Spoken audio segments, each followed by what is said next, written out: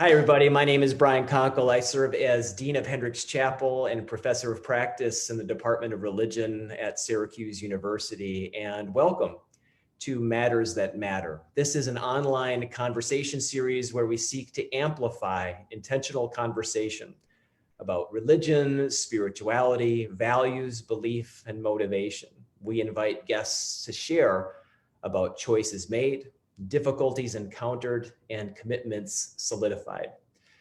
This evening, our guest is Varun Soni, Dean of Religious Life at the University of Southern California, the first Hindu to serve as Chief Religious and Spiritual Officer at an American university. Soni also serves as Vice Provost for Campus Wellness and Crisis Intervention. He is a University Fellow at USC's Annenberg Center on Public Diplomacy, is a member of the State Bar of California, the American Academy of Religion, the Association of College and University Religious Affairs. Born in India and raised in Southern California, he has family on 5 continents, and they collectively represent every major religious tradition in the world. Dean Soni, thank you so much on behalf of all of us at Syracuse University. It's a joy to have you with us for the program. Thank you so much for having me. I'm super grateful for this opportunity. I was looking forward to being with you in person this fall, but I'm very happy that we're able to still have this conversation. So thank you to you and to all the students who work so hard to make this possible. Thank you. Thank you. As I mentioned in the introduction, you are the first Hindu to serve as the chief religious and spiritual leader of an American university. You have taken a path that quite literally had not been taken before. Could you share with us about what brought you to this work and some of the joys and challenges that you face now in your work? Sure. Yes. I was hired in 2008. Felt like a long time ago. And I was an unusual hire at the time. I still think in the landscape I would have been. When I was hired, I think every dean of religious life and university chaplain was an ordained Protestant minister.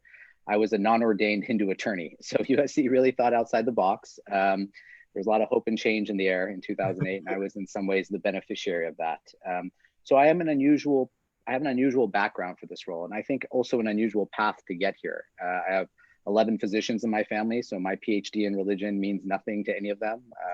My wife doesn't call me doctor, neither does my 6-year-old daughter. So there's a lot of PhD shaming in my family, but it wasn't the path that was laid out for me. It was a path that I think I had to traverse on my own.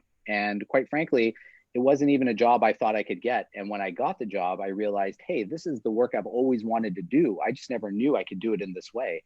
You might have felt the same way. I know a lot of our colleagues do. It's not necessarily something on your radar, but when you are in the role, you're like, yes, this brings together everything that I'm interested in, the spiritual and the scholarly, the personal and the professional, and being able to walk alongside students during some of the most extraordinary moments of their lives.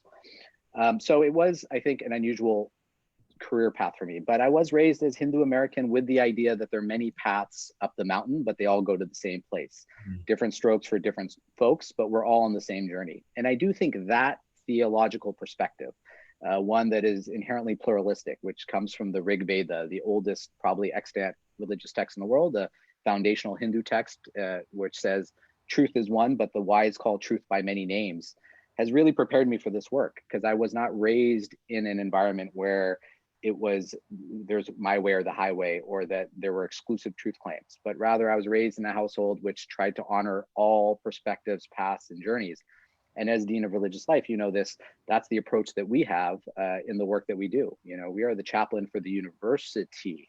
I'm not the Hindu chaplain. I'm the chaplain who happens to be Hindu. And so in the work that both of us have the great privilege of doing, we do work with all faiths, all denominational perspectives, secular and religious, atheist and agnostic, every perspective, every identity, etc. And so I do think that in some ways, being raised with a Hindu theology gave me the right mindset and perspective and framework to do the work that I now do. Well, and you're doing great work, and I'm thinking about some of your recent writings, one of which I want to focus on here. In Los Angeles Times, you wrote about what you called a loneliness crisis on college campuses. And I'd love to give one of your quotes here. It says, and I quote, "Whereas students used to ask, how should I live? They are now more likely to ask, why should I live?" Where they used to talk about hope and meaning, now they grapple with hopelessness and meaningless. Every year, it seems, I encounter more stress, anxiety, and depression, and more students in crisis on campus. Dean Soni, why do you think we are in the midst of this loneliness crisis? And how do you believe people in your work and people, quite frankly, in my work can be of assistance? Yeah, I thank you for that. After I wrote that article, I did hear from people literally all over the world who told me similar stories, especially working with college age students. Now we're talking about a shift between generations. The millennials are leaving or have left, and their younger brothers and sisters, the post millennials, are coming in. And what I noticed is that this dramatic sort of crisis of loneliness, it played along those generational lines. And I think one reason is that post millennials are the first digitally native generation. This is a generation that has been born and raised entirely in a social media landscape. Human beings have been communicating like this for tens of thousands of years. But now, for the first time, we're asking our young adults to communicate in dramatically different ways, to be in community in dramatically different ways. They are, in many ways, a test case for new technologies and new modes of engagement. And so I think it's tough being a kid or a young adult today.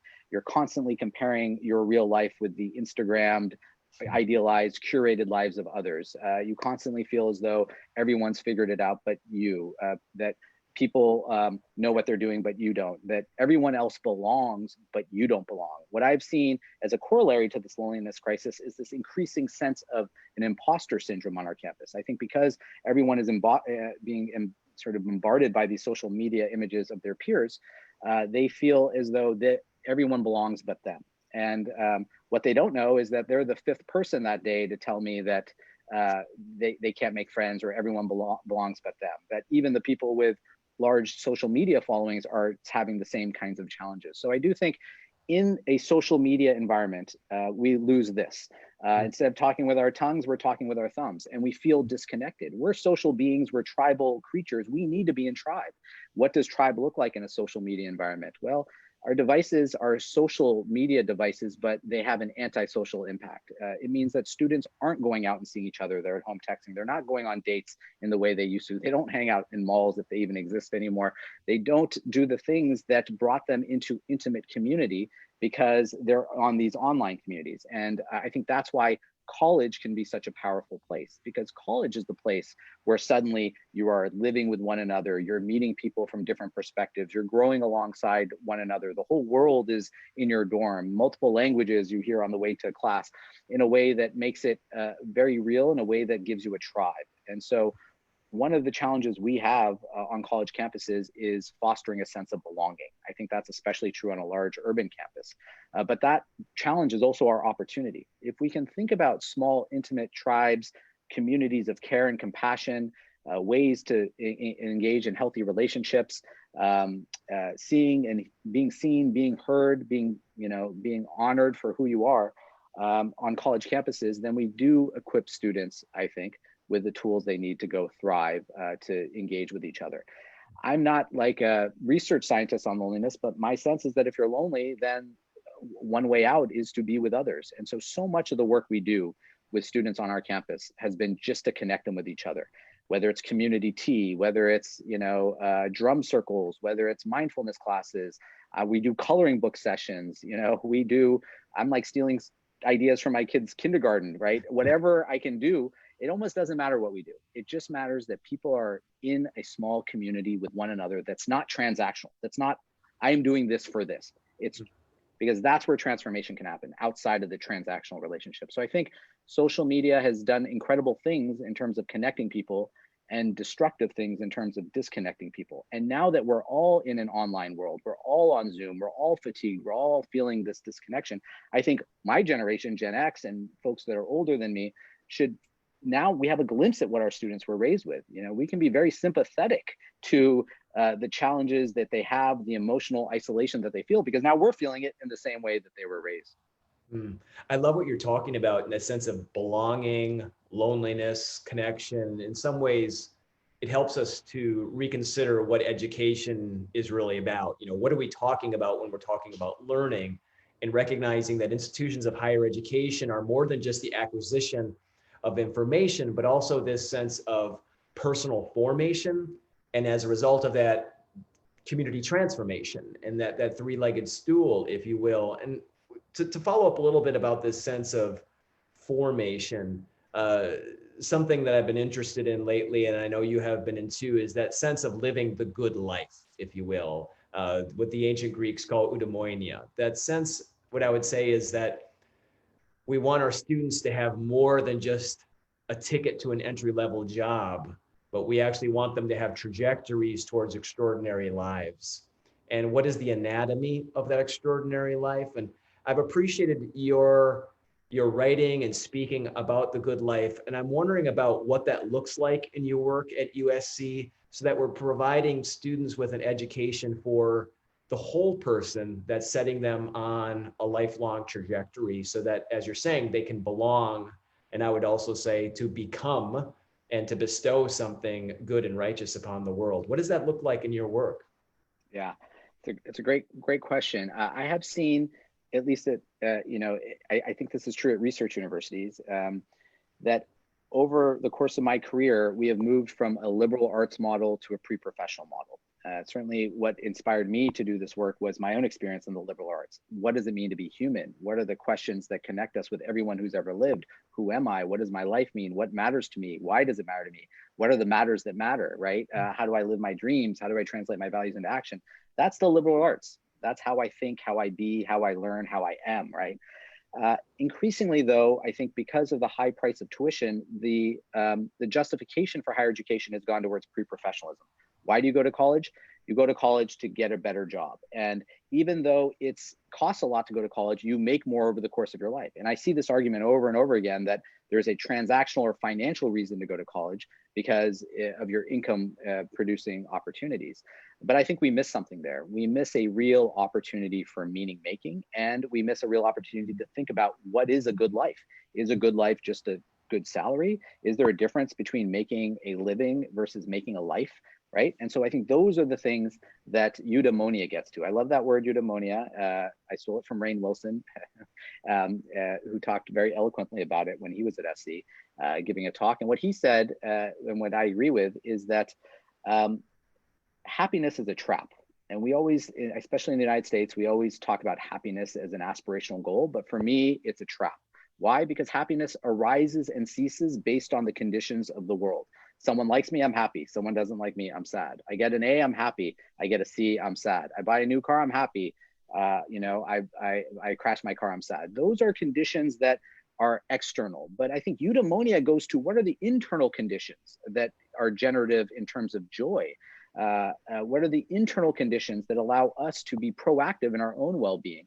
And how do we translate suffering into resiliency? Happiness doesn't allow for suffering, but suffering is fundamental to the human condition. If your goal is happiness and you're suffering, then you're like, I'm not living my goal. I must be failing. And then you feel terrible about feeling terrible, and it compounds the pain. But if the goal is to thrive or flourish, or the goal is to achieve peak performance in the art of living, then suffering is a part of that. The Buddha's first truth is life is suffering. If we're not going to accept suffering, then we can't accept life, right? So I think what eudaimonia does is acknowledges that life has, is to live is to suffer. But how do we encounter suffering in a way that translates it into something positive or affirmative or helpful? How do we translate suffering into resiliency? How do we translate suffering into joy? That's what the Dalai Lama does. That's what Desmond Tutu does. If you notice, they wrote a book together. It wasn't called the Book of Happiness. It's called the Book of Joy. Why? Because they've had very tough lives. They've lived through apartheid, and Dalai Lama's been living in exile. They've seen real pain to the people they care about most. And yet, when you're with Desmond Tutu or the Dalai Lama, you can't help but notice their infectious joy. Doesn't mean they don't have suffering.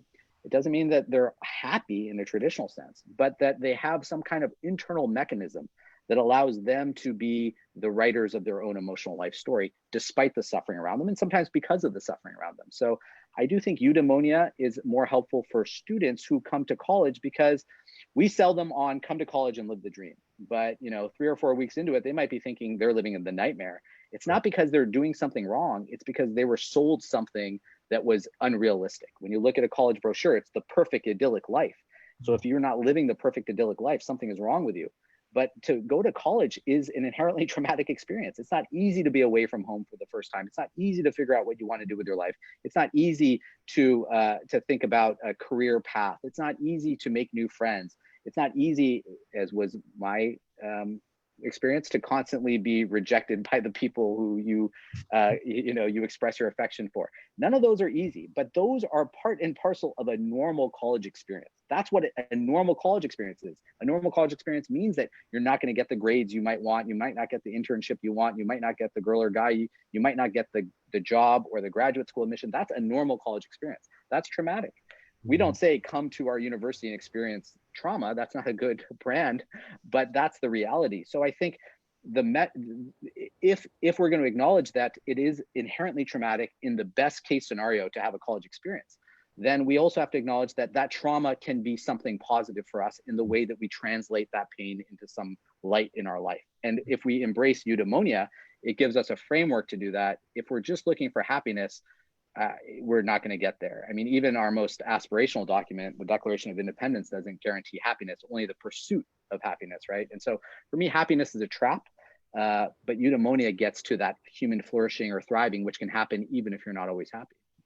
So I'm fascinated with this. So for me as a Lutheran minister, when I think about eudaimonia, my mind and heart goes to Luther's conception of vocation, this sense of, okay, in this hand, I have what brings me joy, if you will, which of course is evolving over time. What brings me joy as someone in my 40s looks differently than something that may have brought me joy in my 20s or teen years. So that's over here. And on the other hand is this sense of what is the world yearning from me now, which of course is also evolving. And so there's this dynamic conversation between those two where we're in this consistent state of vocational discernment. But yet something I found fascinating that I found of your writing about this, you were talking about what makes you come alive. And what my sense of it was to simply start there, not to start thinking about what the world is yearning from you, but simply ask what makes you come alive. And this is a quote, ask what makes you come alive and go do it, because what the world needs are people who have come alive. I'd love to hear you share more, because it seems to push against this part of the vocational equation and embrace this. And I would love for you to share a little bit more. Totally. Yeah, that's a quote from the great civil rights leader and theologian, Howard Thurman. I love that quote. And it's what I try to message to my students. And I think you're exactly right when you're talking about vocation. In a pre-professional university context, students are thinking about their job, but I don't want them to just think about their job. I want them to think about their role in the world. I want them to think about their place in the universe. I want them to think about their vocation. You and I are in a field that talks very explicitly about vocation and a calling. We do this work because we were called to do this work, but you don't need to be in religious or spiritual life to have a calling. You don't need to be in religious or spiritual life to have a vocation. And so I think the way you get to what is my calling, what is my role, what is my place, what is my vocation, is to lean into those things that bring you joy, inspiration, affirmation, passion. What I tell my students is that if you love to do something, you'll be good at it. And if you're good at it, you'll find a way to support yourself. So figure out what you love to do, and you'll be able to support yourself doing it, as opposed to what many students do, which is, what do I need to support myself? 40% I think of our students are finance and business majors. I don't think 40% of our students dream of finance growing up, but they are, many of them come to it because it is a safe bet when they're paying $70,000 a year for tuition in terms of a return on investment. I totally get that. But that's that's a reverse engineering of what's going to make me money as opposed to what's going to bring me joy. And what I want our students to be comfortable with is what brings you joy will also bring you a livelihood in a way that is meaningful to you, authentic to you, and will resonate throughout all other aspects of your life as well. What I tell our students is, when they're talking to me about their careers, the career conversation becomes an existential conversation. You cannot have a career conversation without asking, what matters to me? What are my goals? What are my values? Et cetera. What is my life story? What is my dream? And when I have these sort of existential career conversations with students, I ask them, if you didn't have to work for money, what would you do tomorrow? That's right. No one's asked them that question before. And they're kind of shocked at the question. And they tell me something. I'm like, well, why don't you just go do that? And if you're really into it, you will find a way to livelihood. But that's the way, it's never been framed that way. And so I do think the sort of the decline of the liberal arts has led to this this hyper focus on career path in college. I think at graduate school, there is a lot of professional development training, but I always tell undergraduates, the most important thing about your undergraduate experience is what's happening outside the classroom, not inside the classroom. The things you will remember the most are the transformational experiences you had in relationships with each other, in dorms, in the school newspaper, in the university student government, on study abroad, in rec sports, in community service. That's the stuff that brings you into relationships with people. And that's what the undergraduate student experience is about. It's about transforming yourself, then transforming the world. This is the richest time in the student's life, 18 to 26, to think about the big questions that make them human. Everything else will follow. But that message is exactly the opposite of everything they've been told growing up in the United States, trying to get into college, trying to go through high school. Even the messaging of colleges is, this will, look at our 90% employment after college. I mean, all that's important, but I feel like we lose something if college is just a transactional, pre-professional, career-focused affair. I want to give our viewers on Facebook Live a reminder that if you have a question for Dean Soni, please type it into the comment section. That will get to me here and we'll be able to take a look at that. So please, if you have a question, please feel free to type it into the comment section and we'll make sure we get it to him and get it to the other viewers. I'm going to take the conversation a little bit of a different direction.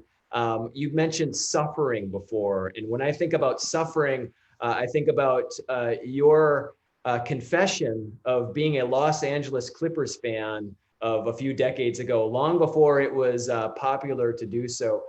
Syracuse University loves athletics, loves the Carrier Dome. I always joke, I know there's a lot more prayer going on in that dome than there is under the Chapel Dome.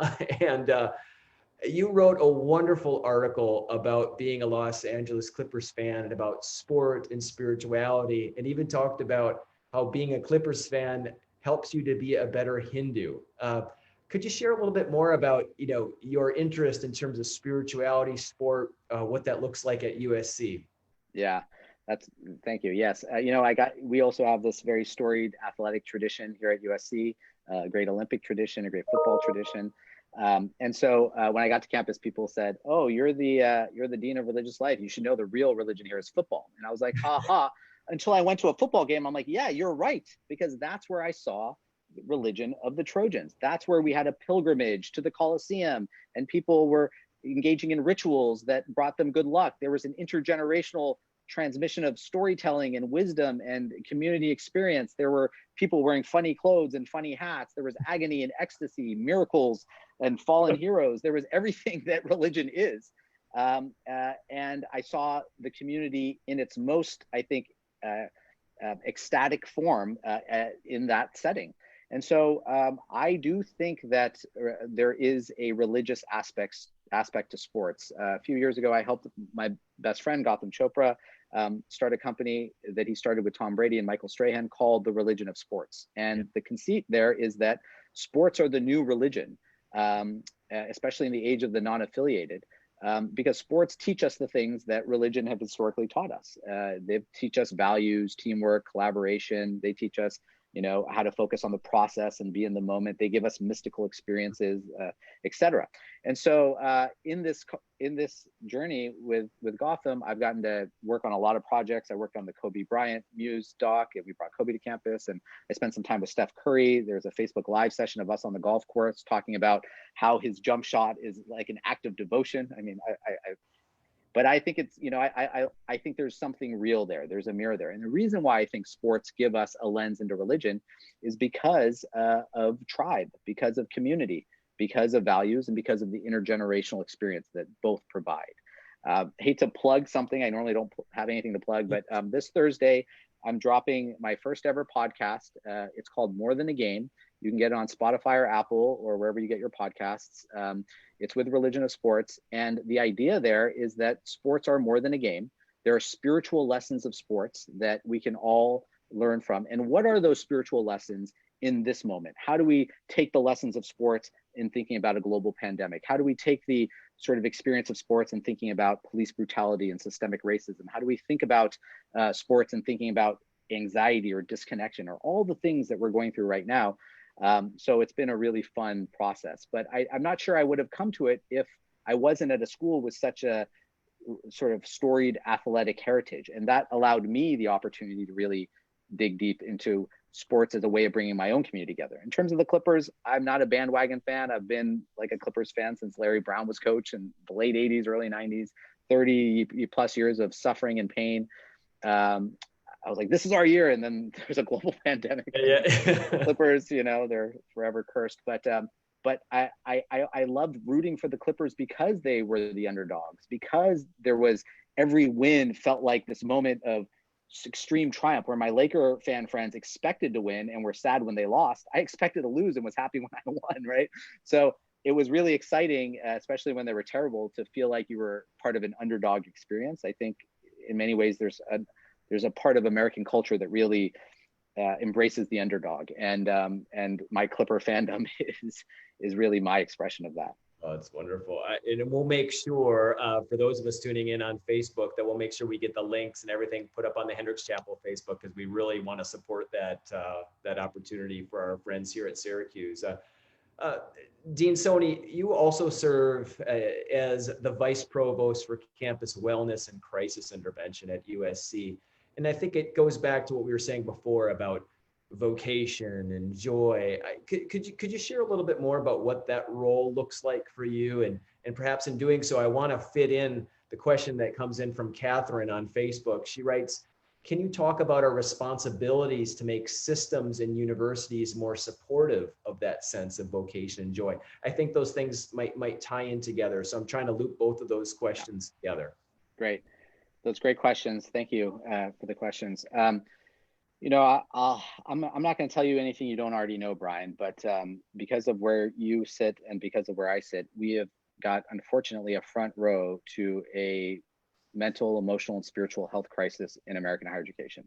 Every year, in my experience, it gets worse. 65% of college students around the country say they're so anxious that they have trouble functioning. 65%, that's baseline.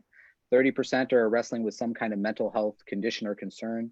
10% have contemplated suicide over the last year. 5% have made a plan. And on campuses as big as ours, those numbers keep me up at night. And so I do believe that we are even pre-COVID, we've been in this space where there is a mental health crisis in American higher education. I said that 5 years ago and everyone thought I was being controversial. And I say that today and everyone says, of course there is, right? Because if you're doing the work, you see it every day.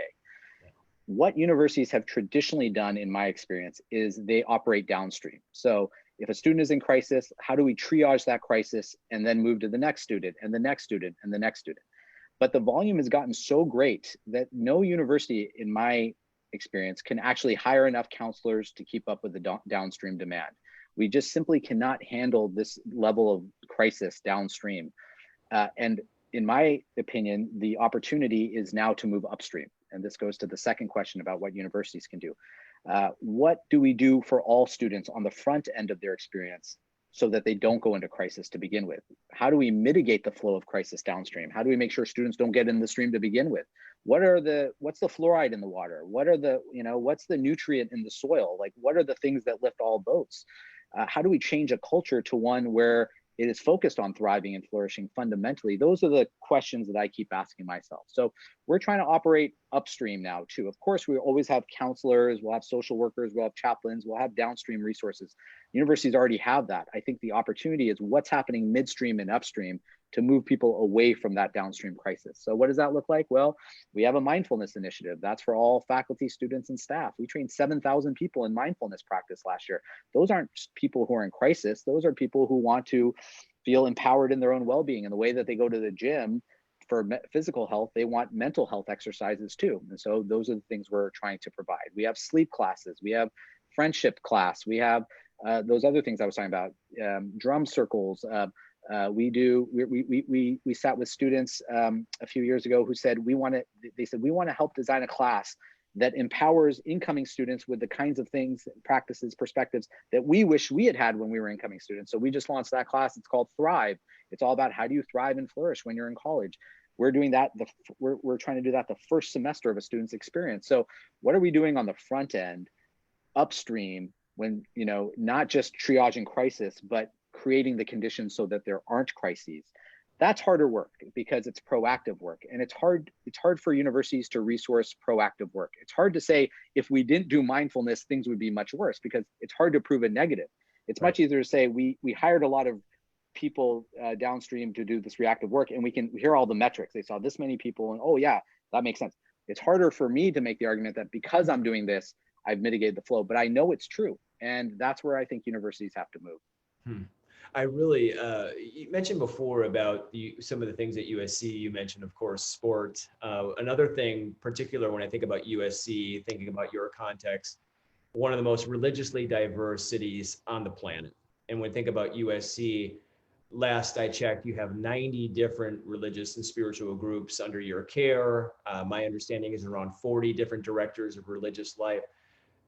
I would love to hear a little bit more about what your work looks like with just a significant religious, spiritual, secular diversity.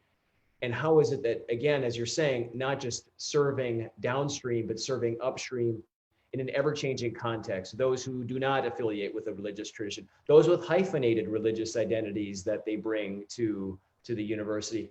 Could you share a little bit about what that work looks like for you and perhaps where you see it heading in the next 10, 20 years? Totally. Yeah, I think the first thing I did, which was really important when I got the job, is I was explicit that the Office of Religious Life is not oriented around God. And actually, last year we changed our name to the Office of Religious and Spiritual Life, and that's more appropriate. But that it wasn't oriented around God, but that rather it was oriented around meaning and purpose and significance and authenticity and the things that make us human. It wasn't, for me, the study of religion was never about what it means to be God, but rather what it means to be human. That's why it's in the humanities. And so religious and spiritual life is a opportunity for us to reflect upon what it means to be human. I have, 70,000 humans on my campus, right? From 120 countries, all religions, all faith perspectives, whatever. But what connects them is that they're all human, and they all have these core human aspirations, beliefs, struggles, challenges, questions that make them human. And so I have really leaned into, we're the Office of Meaning and Purpose. I mean, it sounds pretentious, but I don't want to dissuade people who aren't theistic from availing themselves of our resources. And so we do a lot of work that would be considered spiritual life as opposed to just religious life. We have a humanist chaplain for our atheist and agnostic students. We have a humanist dean of religious life, or associate dean of religious life, Vanessa Gomez-Brake. She's the first in American history to be a humanist in a role like this. So we're really trying to think deeply about the human experience around meaning and purpose, the shared experience that brings us together, as opposed to the things that may divide us, nationality or religious denomination, etc. And so I think that to me has been the North Star, to really focus on those connecting points. 45% of my students are not affiliated with religion. That number goes up every year compared to just 2% of Americans in 1950. So in 3 generations, we have, 2% of grandparents and 45% of grandchildren. Like, that's the story of religion in America. The story of religion is the story of non-affiliation. It will never go back to the way it was. If I am just a theistic resource for theistic students, I lose 45% of my students and probably most of my faculty. But if I'm focused on meaning and purpose, I can engage everyone wherever they're at. Do you find the questions of meaning and purpose through God? Well, look, we have all these groups, chaplains, worship service, etc. Do you find the questions of meaning and purpose through sports? Okay, we have this whole sports and spirituality program. Do you find it through secular humanism? Well, here's something. Do you find it through meditation? Do you find it through service? Whatever it is, we want to be a resource for students, however they engage meaning and purpose. And the umbrella is meaning and purpose, but the ways to get there are really varied. You and I are serving right now in a time where we're thinking about higher education as a whole, the role of higher education, the challenges of higher education, some of which you alluded to a few minutes ago in this conversation. I'm thinking about USC, Syracuse University. We're talking about global institutions, and I'm thinking about our responsibility to the global village. One of the connections you and I shared, we both did graduate work in South Africa. And I think about one of my favorite quotes about the global village was from a mentor of mine, Steve DeGruchy. And I'm going to read this and I want to get your reaction to it. He said, "The global village has a chief, a headman, and favored families, and poor families, and women who collect the water and the firewood, and beggars living on the scraps on the edge of town, and lepers who aren't allowed in town, and the price of having a stall in the market is too high for some families to trade their goods. As we're thinking about social justice, movements for good, the role of higher ed clearly in this moment that we find ourselves in right now, what is that looking like at USC? And perhaps some thoughts about higher education as a whole, about our responsibility in terms of the global village as we see it today. Totally. I love that quote, and I love our South African connection. Your son and my wife were both born in Durban, South Africa. That's right. really great. Absolutely. I have another quote from South Africa that to me is my version of your quote, and that's from Nelson Mandela. Education is the great engine of personal development. It is through education that the daughter of a peasant can become a doctor, that the son of a mine worker can become the head of the mine, that a child of farm workers can become the president of a great nation. And that's especially poignant because that's his story too. In some ways, he was able to become the president, the first president, because he was a lawyer and he had the education and he was able to sort of lead because of that. So, it's not just a nice quote; it's his life embodied. I think that we can be the global village. We can serve both of our quotes in two ways. The first way is in being an equalizer, a social equalizer. That's why we do the work. We like to imagine that the university is a place that serves as a social equalizer. It doesn't matter what your background is, what your socioeconomic status is, what your perspectives, your religious or political perspectives, what family you come from, what nation, etc. When you come to college, you're all having a similar experience. You're in the same dorms, taking the same classes, eating the same food. That is an equalizer across the social hierarchies that our students, represent or come from when they come to campus. We saw that when we went back to Zoom. When we went to Zoom in the spring, we saw the disparity of resources that some students had, in some ways going back to environments that might not be conducive to learning. And in some ways that it reaffirmed my belief that actually the campus can be this great equalizer. At least that's the aspiration. But unfortunately, universities can also be places that perpetuate the social hierarchy, that entrench divisions that are already there. Even elite universities like Harvard, which has a huge endowment and have very generous financial aid policy. Even at schools like Harvard, half the students come from the top 10% of income earning families. There, I think, is a very legitimate critique that universities have become places that promote and perpetuate privilege, that reinforce as opposed to dismantle hierarchies. And we have to be very aware of our role in that as educators. If we're truly going to think of the university as a great equalizer, then that's the way we have to operate. Yeah. The other part of it is the global village part. My first year in 2008, there were horrific terrorist attacks in Mumbai in November, and that was like my third or fourth month on campus. And we have a lot of students from India. We have more students from India than any American university, almost 2,000, and many of them are from Mumbai. And that night of the attack, my in-laws were supposed to be in the Taj Hotel. It turned out they were in a different hotel, but we also thought my wife's parents were there. And the owner of the Taj Hotel group, the Tata Group, Ratan Tata, is a trustee of our university. So it hit us in all sorts of different ways. I did a vigil, my first vigil as Dean of Religious Life here. And what I saw blew my mind. I grew up with Pakistani friends. I'm Indian, we're Punjabi. So Punjabi culture in many ways connects India and Pakistan. And a lot of my life work has been trying to think about Hindu-Muslim engagement and India-Pakistan engagement. What I saw at that vigil blew my mind. I saw students from India and students from Pakistan who were at USC who would never have met in India or would never have met in Pakistan, coming together, lighting candles with one another, reading from each other's holy texts, embracing each other, telling each other how they felt about this story.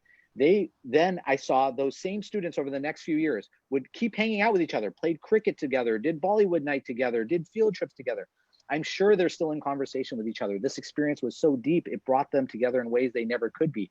They probably went back to India and Pakistan with a different kind of consciousness about what was happening on the other side of the border, not something they inherited from their parents or grandparents, but something that was forged from their own experience. And it made me realize that this could only happen at Syracuse University or USC. It could only happen at a global research university. It wouldn't happen in India and Pakistan.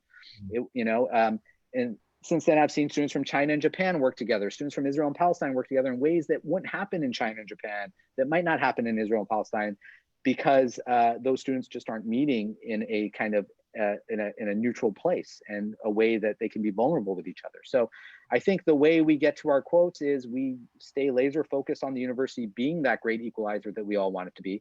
And we recognize that universities are not just a location for reconciliation and engagement. In my opinion, they are the location right now in the world for reconciliation and engagement. I love one of the things when you're talking about before about what makes you come alive. I mean, your story for me is exactly why I do this work here. It's that the recognition that, for me anyway, we're all connected in one way, shape, or form, everyone, everywhere across the span of time. But it's a matter of how we're connected.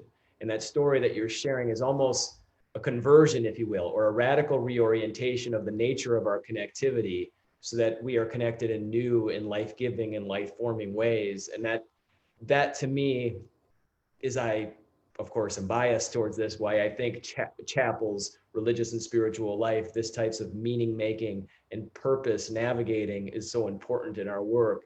And I want to come back to that as we get near to the end of our conversation here about what makes you come alive. Dean Soni, what makes you come alive these days, and what brings you joy? And I think it would just be good for us to hear about what brings you joy in your work, and helps us to think about that in our own lives as well.